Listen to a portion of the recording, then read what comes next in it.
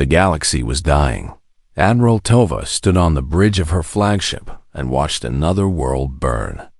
The planet below had been home to 3 billion souls just 6 hours ago.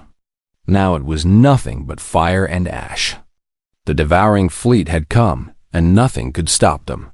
She was old. Her crystalline body had seen 200 years of life among the stars. She had commanded fleets. She had won battles. She had believed that the Galactic Coalition was strong enough to face any enemy. She had been a fool. The Coalition had stood for 12,000 years. 17 different species had joined together under one banner. They shared technology. They traded goods. They promised to protect each other from any threat. For thousands of years, this promise had meant something. Then the devouring fleet came from the dark spaces between galaxies. No one knew where they came from. No one knew what they truly were. They were not ships in any normal sense. They were alive.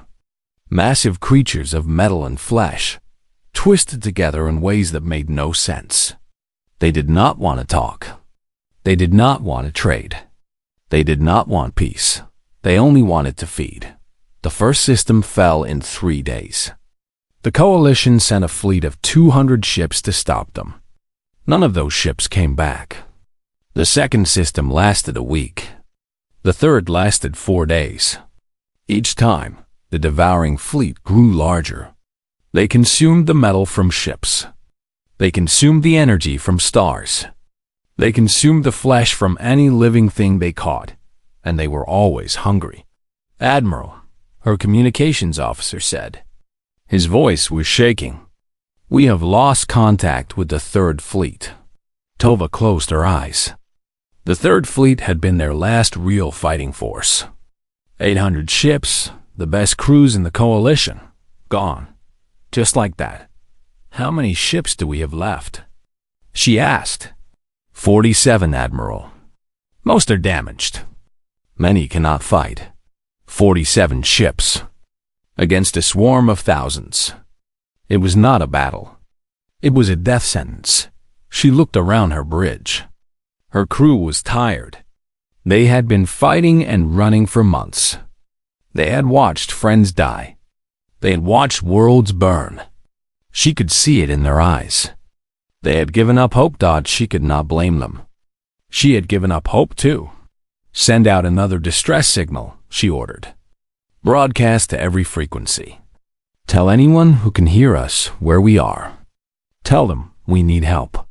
"Admiral," her officer said softly, "we have been sending distress signals for weeks. No one is coming. Everyone is dead or running. Send it anyway." He nodded and turned to his console. Tova watched him work. She knew it was pointless. The Coalition was broken. Their allies were scattered or destroyed. There was no one left to save them. A thought came to her mind. A dark thought. A desperate thought. "Include the restricted channels," she said. Her officer stopped. He turned to look at her with wide eyes. "Admiral, the restricted channels are for... I know what they are for. The restricted channels. The frequencies that reached Earth. The homeworld of humanity. 300 years ago, the Coalition had made a decision. Humanity was too dangerous. They were a young species, barely 1,000 years into their space age, but they were violent. They fought wars with each other. They built weapons of terrible power. They killed with an efficiency that frightened the older species. So the Coalition had locked them away. A quarantine zone around their solar system. No ships in or out. No contact. No trade. Humanity was left alone in their little cage while the galaxy moved on without them. Some had called it protection. Some had called it mercy. Tova had always known what it really was. Fear. Pure and simple fear. "Send it," she ordered. "Send the distress signal to the humans." Her officer hesitated. "Admiral, the humans have been isolated for 300 years. Even if they receive our message, they cannot help us.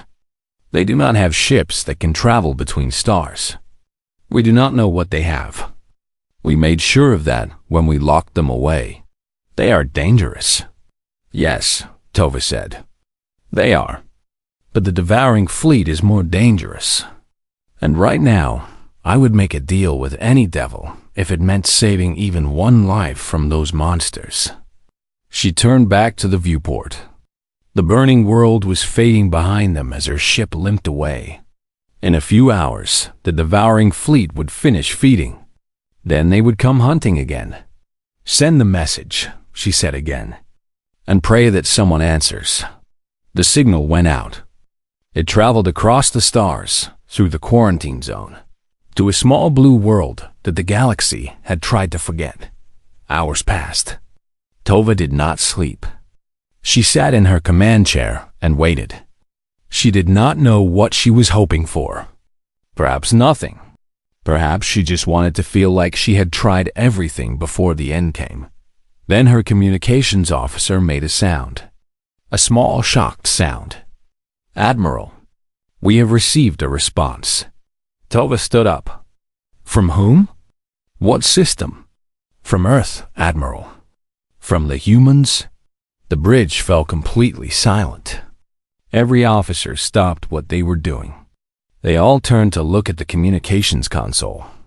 What does it say? Tova asked her officer read the message. His voice was barely a whisper.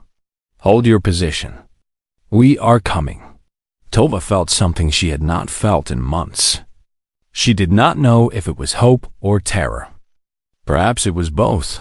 The humans were coming. God helped them all. Captain Yuna stood on the command deck of the HFY and looked at the stars. For 300 years, those stars had been forbidden. Her grandmother had been born in a cage. Her mother had been born in a cage. Yuna herself had been born in a cage. A cage called Earth. A cage called the Solar System. A cage built by the Galactic Coalition because they were afraid of what humanity might do. Now the cage was open. And humanity was finally going to show the galaxy what they could do. Captain, Lieutenant Dohan said from his station, we will enter the combat zone in 15 minutes. Thank you, Dohan. What is the status of the enemy? The devouring fleet has 412 large organisms. We count about 18,000 smaller ones. They are currently feeding on the third moon of a planet called Korath Prime. Yuna nodded slowly. 400 large creatures.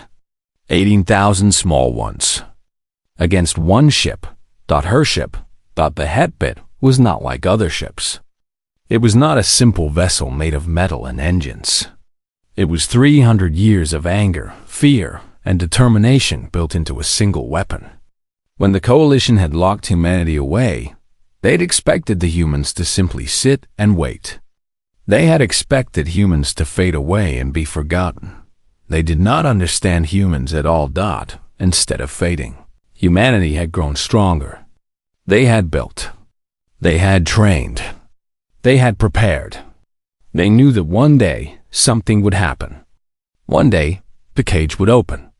And when that day came, they would be ready. Commander Jiwan walked up to stand beside Yuna. She was the tactical officer, the one who would control the weapons during battle. She was 35 years old and had spent 20 of those years training for this moment. The crew's ready, Captain, Jiwan said. All stations report prepared for battle. How are they feeling? Jiwan thought about it. Scared, excited, angry, everything at once. Good, that sounds about right. Yuna looked around her bridge. 27 men and women sat at their stations. They came from everywhere on Earth. Seoul, Bizen, Daegu, Incheon. They were the best that humanity had to offer. They had trained their entire lives for a battle they were never sure would come. Now it was here. Open a channel to the Coalition fleet, Yuna ordered. Ensign Mireille, the communications officer, worked at her console. She was young, only 22 years old. She had a round face and bright eyes that always seemed to be smiling. She reminded Yuna of her own daughter back on Earth. Channel open, Captain, Murray said. Una took a deep breath. She had practiced this speech 1,000 times in her mind. Now she had to say it for real. This is Captain Una of the Terran vessel HFY. We have received your distress call. We know what you are facing. We know you are afraid. She paused. On the tactical display, she could see the coalition ships. 47 vessels, most of them damaged and broken. They were running out of time. We also know what you did to us, Una continued. 300 years ago, you decided that humanity was too dangerous, too violent, too savage. You locked us in our solar system and left us to rot. You told the galaxy that we were monsters. She let those words hang in the silence. Maybe you were right. Maybe we are monsters. But we are not the monsters that are eating your worlds. We are not the monsters that are killing your families. Those monsters came from outside the galaxy, and they do not care about your politics or your fears. Una straightened her back. Her voice grew stronger. So here is what is going to happen. All coalition vessels will fall back to the coordinates we are sending now. You will protect your wounded. You will repair your ships. You will stay out of our way. The HFY will engage the devouring fleet alone. She could imagine the confusion on those alien bridges. One ship against 400 enemies? It was madness. Do not interfere with our battle. Do not try to help. You will only get in our way. We have been preparing for this moment for 300 years. We know exactly what we are doing. She closed her eyes for just a moment. When she opened them again, they were hard as stone. Hold your position. Watch closely. And see what happens when you cage humanity for 3 centuries. She made a cutting gesture, and my ray closed the channel. The bridge was quiet. Then Doan let out a small laugh. Captain, I think you scared them more than the devouring fleet did. Good. I want them out of our way. The HFY moved forward. On the view screen, Una could see the battle zone approaching. The devouring fleet was visible now. Hundreds of dark shapes against the stars. They moved like living things because they were living things. Giant creatures of metal and flesh, hungry and terrible. All hands, Una said over the ship-wide channel. This is the captain.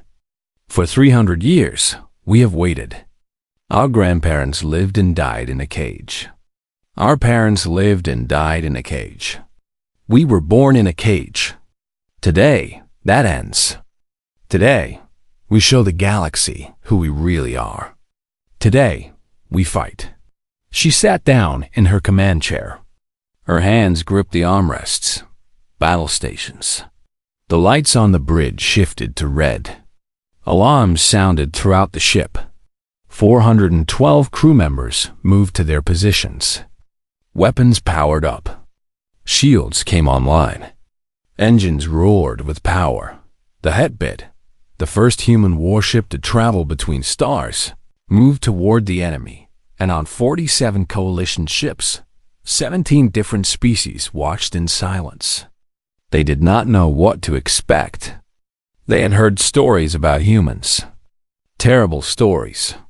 But stories were just stories. They were about to see the truth. Admiral Tova had seen many battles in her 200 years of life. She had studied the military tactics of 100 different worlds. She thought she understood war. She was wrong. The HFY did not fight like any ship she had ever seen. It did not fight like any ship that should exist. It flew straight into the heart of the devouring fleet like a knife going into flesh. They are insane. Tova whispered. Coalition doctrine said that ships should fight from a distance. Stay safe.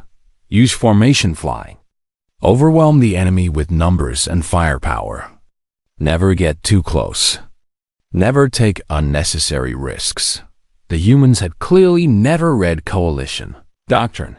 The HFY spun and twisted through the swarm of enemy creatures. It moved at angles that should have been impossible. It accelerated so fast that the crew inside should have been crushed into paste. It flew between the massive organisms like a tiny fish swimming through a school of sharks. How are they surviving those movements? Tova's science officer asked. His voice was shaking. The forces on their bodies should kill them instantly. Humans come from a heavy world, Tova said quietly.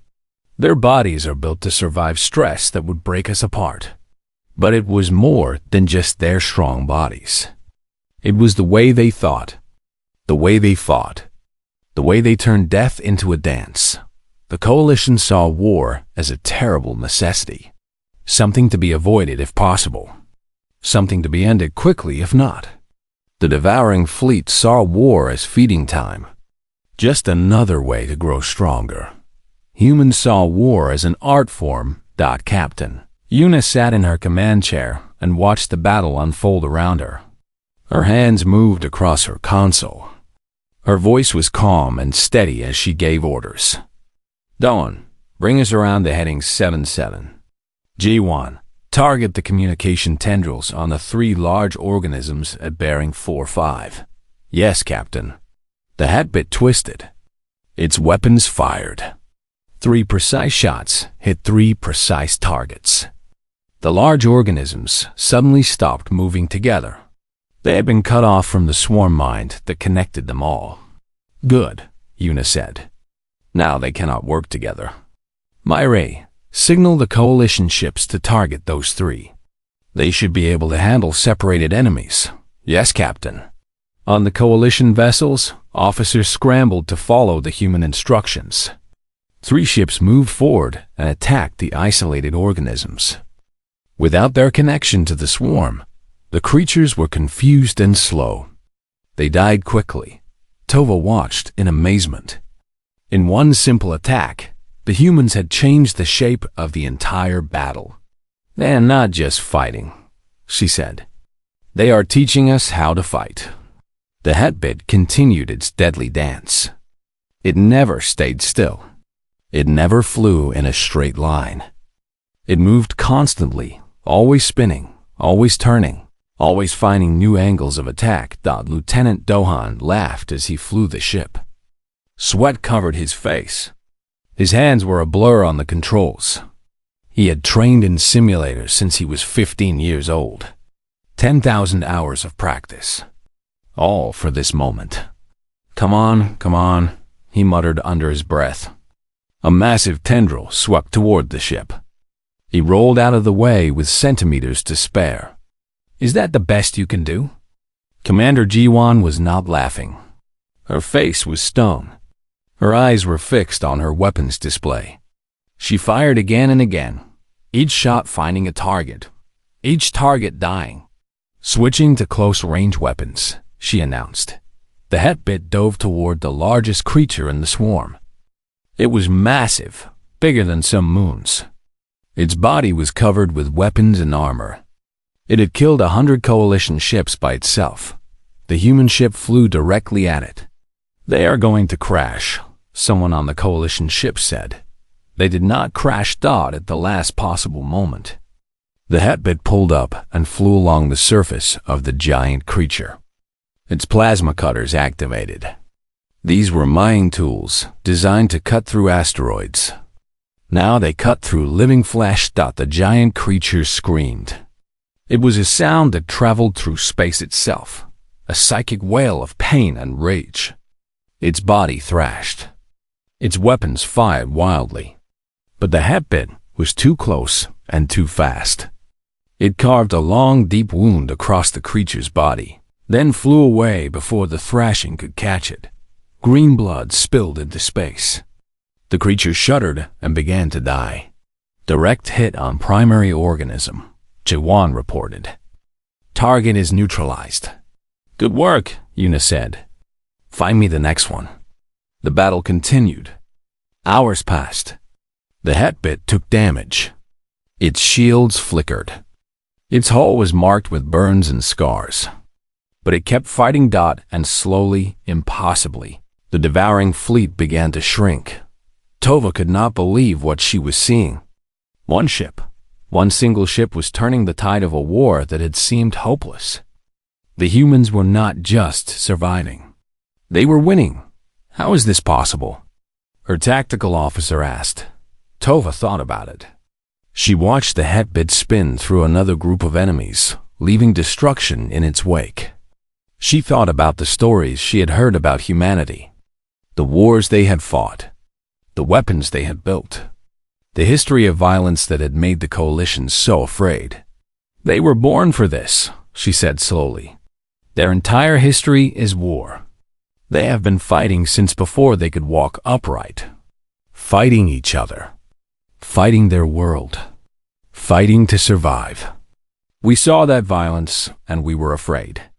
We locked them away because we did not want that violence aimed at us. She paused. Her crystalline body flickered with colors of shame. But violence is a tool. Like any tool, it depends on who uses it. And the humans have chosen to use theirs to protect us. On the HFY, Yuna allowed herself a small smile. They were winning. The enemy was dying. The galaxy might survive after all, but the battle was not over yet. The battle lasted 11 hours. When it was finally over, the devouring fleet had been destroyed. 412 capital organisms reduced to 19. Those 19 were running away, fleeing back toward the dark space between galaxies. They were broadcasting something the coalition had never heard from them. The fear. The monsters were afraid, but victory had not come free. Nothing ever comes free. The HFY drifted in space, its engines dark and cold. 1,000 wounds covered its hull. Fire burned in 3 different sections. Emergency teams ran through the corridors, trying to save what could be saved. Captain Yuna walked slowly through the medical bay. Her uniform was torn. Blood stained her sleeve, though she did not know if it was hers or someone else's. She moved from bed to bed, looking at the faces of her crew. 93 dead. 140 wounded. Nearly a quarter of her people had fallen in the battle. She stopped at one bed near the end of the row. Ensign Mireille lay there, her eyes barely open. Her body was wrapped in bandages. Medical machines beeped softly around her. Captain, Mireille whispered. Her voice was so weak that Yuna had to lean close to hear her. I am here, Mireille. Did we win? Yuna took the young woman's hand. It felt cold. Too cold. We won. The devouring fleet is running. The galaxy is safe. Mireille smiled. It was a small smile, but it lit up her whole face.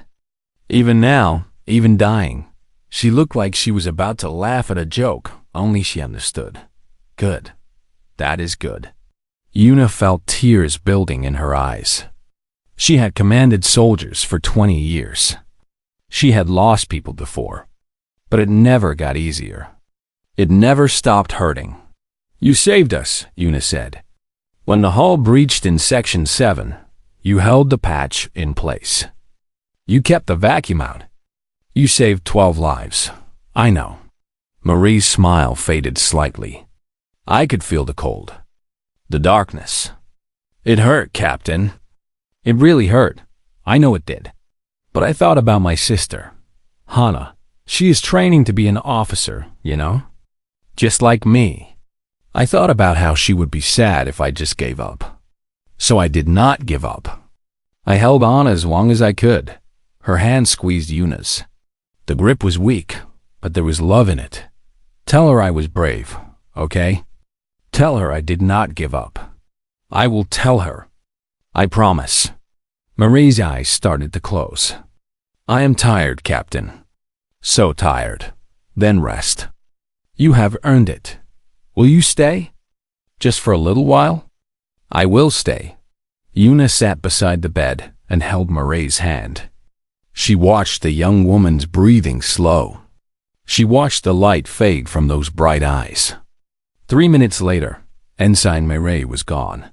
Yuna did not move for a long time. She sat there in silence, holding a hand that would never move again. She thought about all the people she had lost, all the sacrifices that had been made. The price of victory was always paid in blood. Finally, she stood. She gently placed Marie's hand on her chest. She straightened her own uniform. She wiped the tears from her eyes. Then she walked to the bridge. The view screen showed Admiral Tova's face. The alien's crystalline body flickered with colors that Yuna did not understand. But her voice was clear. Captain Yuna, I do not have words. In my language or yours, what you have done, what your people have sacrificed, it is beyond anything I can express. Yuna stood straight. Her face showed nothing. Inside, she was screaming with grief. Outside, she was a captain. We did not do it for thanks, Admiral.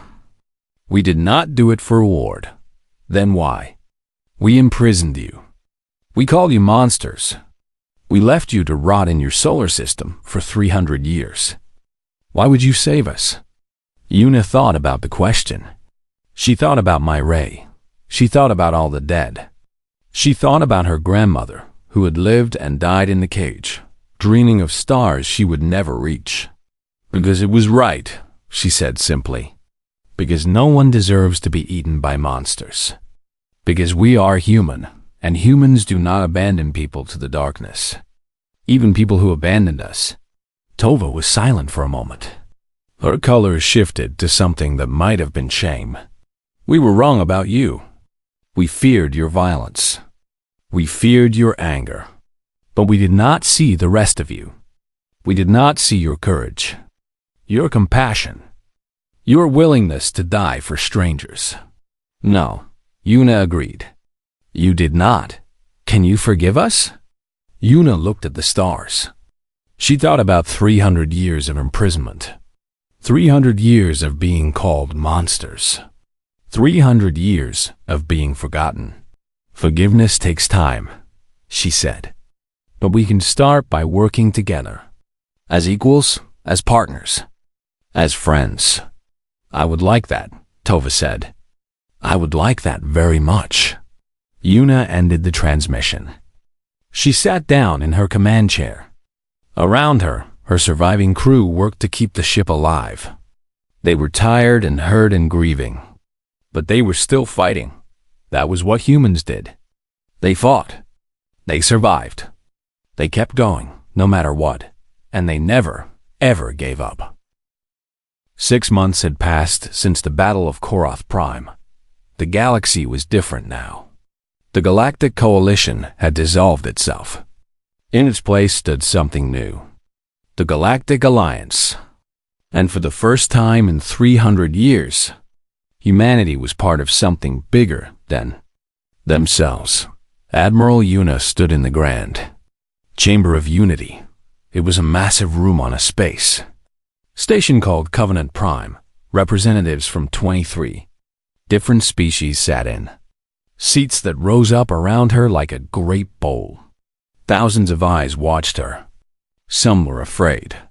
Some were curious. Some were grateful. Behind her, through the giant window, 4 ships floated in the darkness of space. The Hetbit, finally repaired after months of work. And beside it, 3 new ships. The Bile, the Hemang, the Sabiok. Humanity's first fleet. Yuna had practiced this speech many times. She had rewritten it again and again.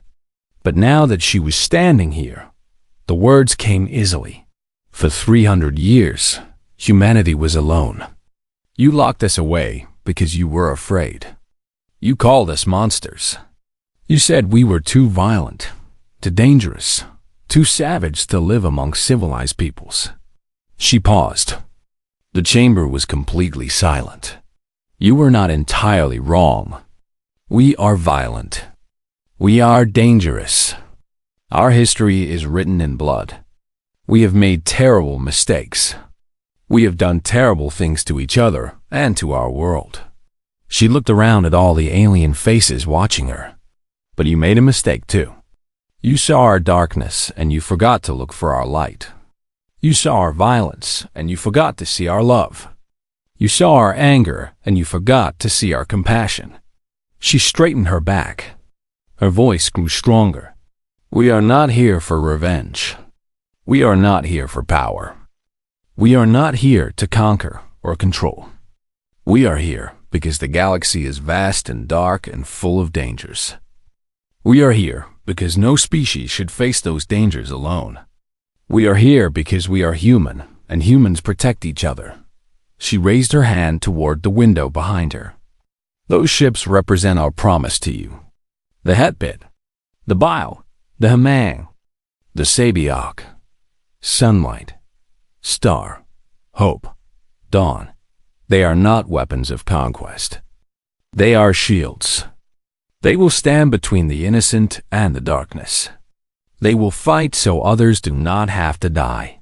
She lowered her hand. "We do not seek dominion. We do not seek revenge. We seek only what we have always sought. A place among the stars. As equals, as partners, as friends." The chamber remained silent for a long moment. Then the Korath ambassador rose from his seat. He was a giant creature made of living stone, towering over everyone around him. "For 300 years, he said, his voice like grinding rocks, "we told ourselves stories about humanity. We said you were beasts. We said your isolation was necessary to protect the galaxy. We were comfortable in our fear. We were safe in our distance." He bowed his great stone head. "We were fools. The real beasts came from the void between galaxies. They did not care about our stories or our fears. They only wanted to eat. And when they came, when everything seemed lost, it was the monsters we had caged who saved us all." One by one, the other ambassadors stood. They raised their appendages, their tentacles, their wings, their hands. It was a gesture of respect, a gesture of acceptance. "Humanity is welcome in the Galactic Alliance," the Korath ambassador declared. "Now and forever." Commander Jiwan watched from the observation gallery above the chamber. Tears ran down her face. Beside her stood Dawn. His arm was still in a medical device, healing from wounds he had taken in the battle. "We did it," Dawn said quietly. "We actually did it." "Myre would have loved to see this," Jiwan replied. "Yes, she would have." They stood in silence, remembering their friend. Remembering all the friends who had died to make this moment possible. On the bridge of the Hetbit, now serving as the flagship of the new Alliance fleet, a young woman stood her first watch. Her name was Hana. She was 20 years old, just graduated from the academy. She had her sister's smile.